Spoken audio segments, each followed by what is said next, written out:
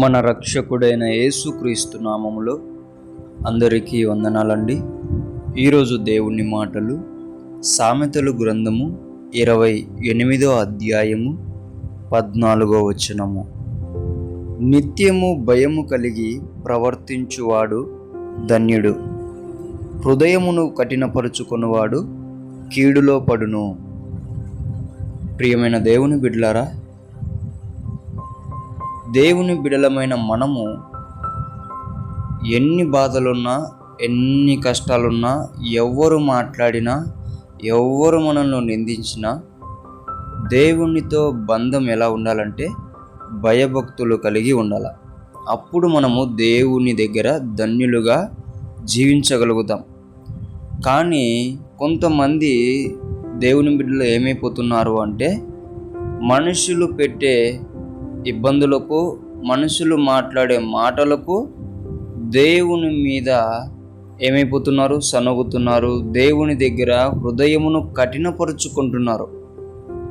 దేవుడు నువ్వు ఎటువంటి పరిస్థితులలో ఉన్నప్పుడు మాట్లాడినా నీ హృదయము ఆయనకు అంగీకారమయ్యే విధముగా నీవు జీవించాల. ఇది ఫిక్స్, ఇది సమాధానమైనది, ఇది చాలా మంచిది.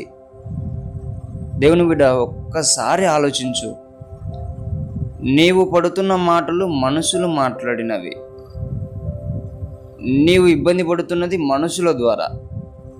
కానీ దేవుని మాటకు నీవు లోబడకోకుండా కఠినపరుచుకుంటే నువ్వేమైపోతావు? కీడులో పడతావు.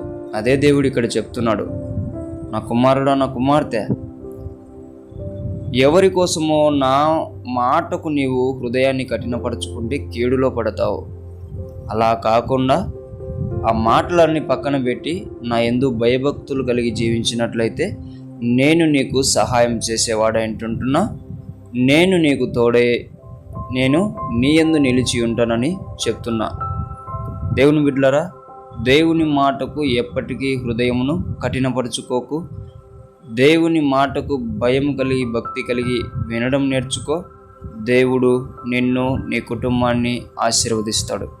దేవుడి మాటలను దీవించునుగాక. ప్రార్థించుకుందాం. దేవానికి వందనాలు నాయనా, చక్కటి వాక్యం ఇచ్చినందుకు వందనాలు నాయనా. నీ యందు నిత్యము నాయనా భయభక్తులు కలిగి జీవించే బిడలుగా మమ్మల్ని ఆశీర్వదించండి తండ్రి.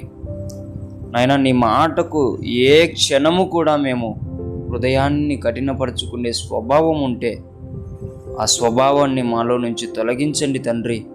ఆ స్వభావము కీడులోకి తీసుకెళ్తుందని నువ్వు చెప్పావయ్యా. మమ్మల్ని అందరినీ కూడా నీ బిడ్డలమైన మా చుట్టూ నీ కంచె వేసి పెట్టి కీడుకు దూరంగా ఉండేటట్టు హృదయము కఠినపరచుకోకుండా నీ యందు హృదయము భయభక్తులు కలిగి నిలిపే బిడ్డలుగా మమ్మల్ని ఉంచమని యేసు నామమున ప్రార్థిస్తున్నాం తండ్రి. ఆమేన్.